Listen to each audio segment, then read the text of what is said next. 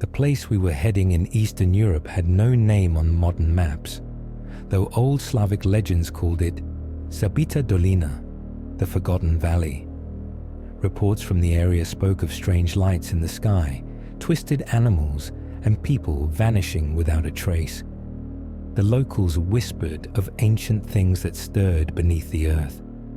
I didn't know how much of it I believed, but the descriptions from the few survivors sounded less like hallucinations and more like glimpses of something unnatural. There were 3 of us heading into that abyss of forest and ruin. My friend Dmitri, who grew up in this country and knew the land well. His girlfriend Anna, an independent filmmaker determined to capture the unknown. And myself, a skeptic with a stomach prone to nausea and a mind unwilling to accept folklore. The first stretch of our journey felt almost mundane. The villages we passed through were quaint, surrounded by fertile fields and isolated farmhouses with chickens pecking at the dirt. But as we moved deeper, civilization began to decay around us. Houses stood abandoned, their wooden frames blackened as if they had been scorched by an unseen fire. The trees loomed taller, their gnarled roots breaking through the cracked roads. And then the silence began. I don't mean the absence of human voices. I mean absolute, smothering silence. No birdsong, no wind rustling through the trees. Even the air seemed to hold its breath. "Christ," I muttered, gripping the steering wheel. "This place feels like it died a long time ago." Dmitri nodded grimly. "Some places are better left forgotten."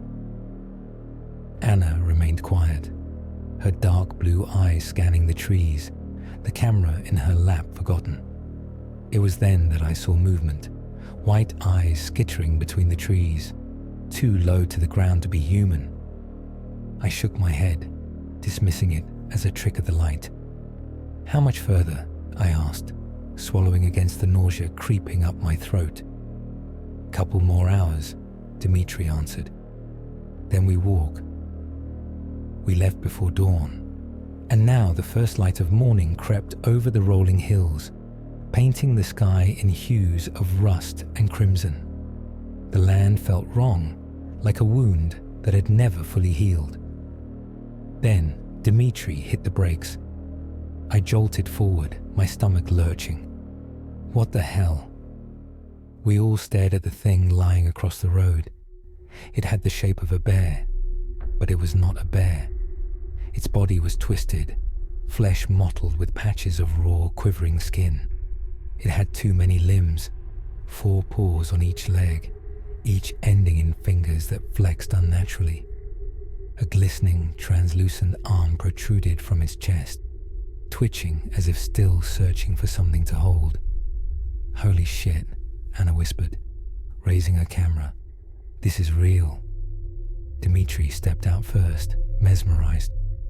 The old stories, they weren't just stories. As Anna zoomed in, the bear thing blinked. I barely had time to shout before it moved. A sickening crack echoed as its head twisted toward us, its slack jaw revealing layers of needle-thin teeth. It shrieked, a sound that was neither growl nor roar, but something utterly alien. And then something else burst from the trees. A figure, tall, skin too pale, bloated like something left to rot in the sun. Its head was elongated, stretched beyond human proportions, with empty black pits where eyes should have been. It moved on all 4s, but its fingers dragged through the dirt like it was feeling for something unseen. It lunged for Anna. Dmitri grabbed her, pulling her back, but the creature was too fast. Its clawed hand wrapped around her throat, lifting her effortlessly as she kicked and screamed. I saw its mouth widen, an abyss of spiraling teeth that opened into the void. Then, with inhuman speed, it turned and disappeared into the blackened forest, dragging Anna with it. Dmitri shouted in fury, struggling to stand as the bear thing, now fully risen, turned its many eyes toward us. But instead of attacking, it followed the creature into the woods, as if obeying something far greater than itself. We had no way to call for help. Our phones had lost signal miles ago. There were no towns, no police, no one who would dare enter this place for us. We were on our own. Dimitri's face was pale as he rummaged through the trunk. "We don't have enough. A knife, bear mace. What good is this? It's better than nothing." I handed him the tire iron and took the knife, though I doubted either would do much against things that should not exist. "We're going after her," Dimitri said, his voice final. I saw something dark in his eyes, the shadow of a boy who had once been kidnapped, locked in a hole, and left to rot. I couldn't argue with that. The broken branches and trampled underbrush led us deeper into the hollow land.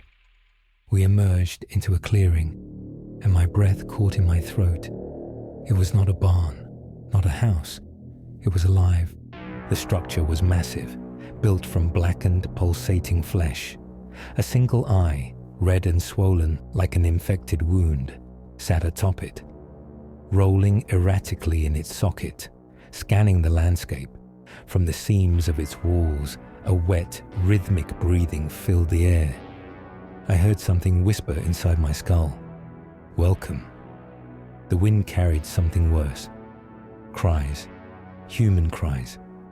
Dimitri ran ahead before I could stop him, disappearing inside the gaping entrance. I hesitated.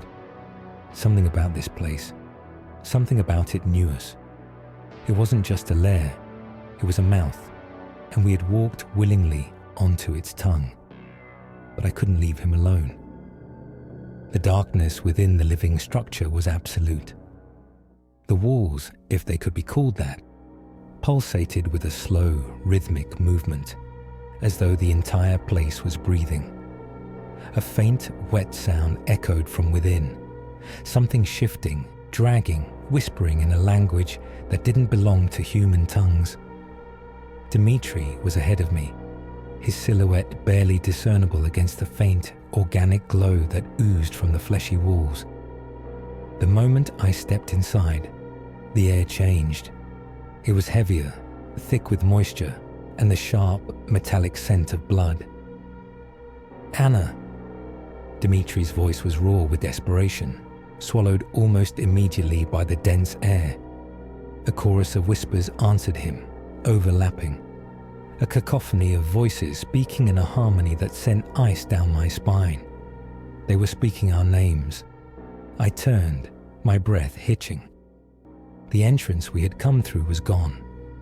In its place, a fleshy, veined membrane had sealed itself shut. "We're inside it," I whispered. Dimitri didn't seem to hear me.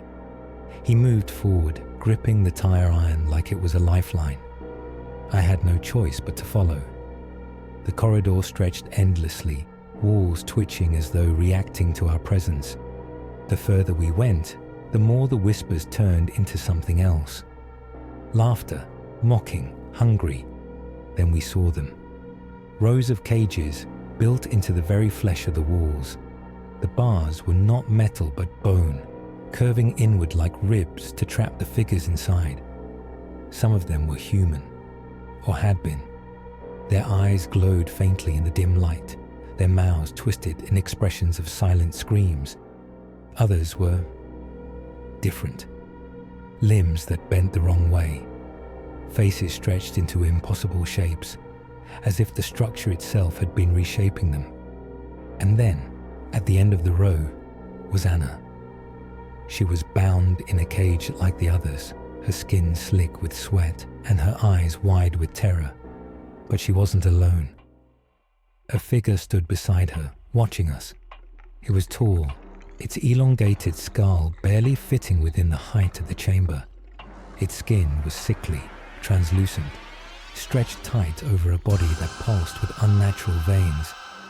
Black pits where its eyes should have been locked onto us with an intelligence I couldn't comprehend. "Welcome," it rasped. Dimitri lunged. The tire iron swung through the air, but the figure didn't flinch. Instead, the moment the metal struck, its flesh absorbed the impact, rippling like the surface of a disturbed lake. Then, without moving its mouth, the thing spoke directly into our heads. "You will not leave unchanged." A force slammed into Dimitri, sending him flying backward into the wall. The living structure absorbed him, tendrils latching onto his limbs, pulling him in. He screamed, but the sound was lost in the wailing chorus of the other captives. Anna was screaming too, fighting against the bonds that held her. My body refused to move, terror rooting me to the spot as the creature turned its empty gaze on me. It stepped closer. The air around it warped, as though reality itself bent to accommodate its presence. I knew, in that moment, that this was not something that belonged to our world. It was older, deeper, a thing that had been waiting for something. For us. The walls trembled. The flesh around us began to pulse faster, as though responding to the entity's emotions. Then I heard Dimitri's voice, raw, in pain, but still fighting. "Get her out," I snapped out of my trance. Without thinking, I lunged toward Anna's cage. The bone bars were slick, almost warm to the touch, but they didn't break under my weight. I grabbed the knife from my pocket, jamming it between the bars, twisting, forcing them apart. The figure made a sound, a deep, guttural resonance that made my skull vibrate. The moment Anna was free, I yanked her out, shoving her toward the only path forward. Dimitri was gone, but we didn't have time to grieve. The structure roared, the living walls closing in. The passage we had entered through had returned, but it was narrowing, the fleshy tunnel constricting like a throat preparing to swallow. We ran. The whispers turned to screams behind us. The thing did not chase us, but I felt its presence pressing against my mind, whispering promises of return, of inevitability.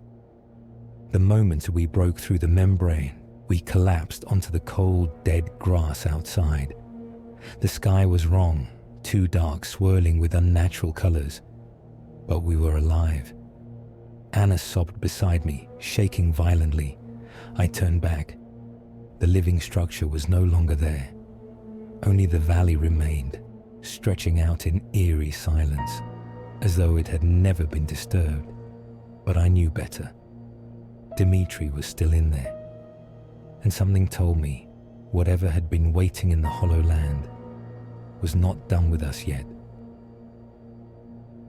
What do you think the true nature of the hollow land is? Would you have made different choices than our characters? Let me know your thoughts below. And if you want more chilling horror stories, stay tuned. There are more nightmares waiting just beyond the veil. Subscribe and prepare for the next descent into the unknown.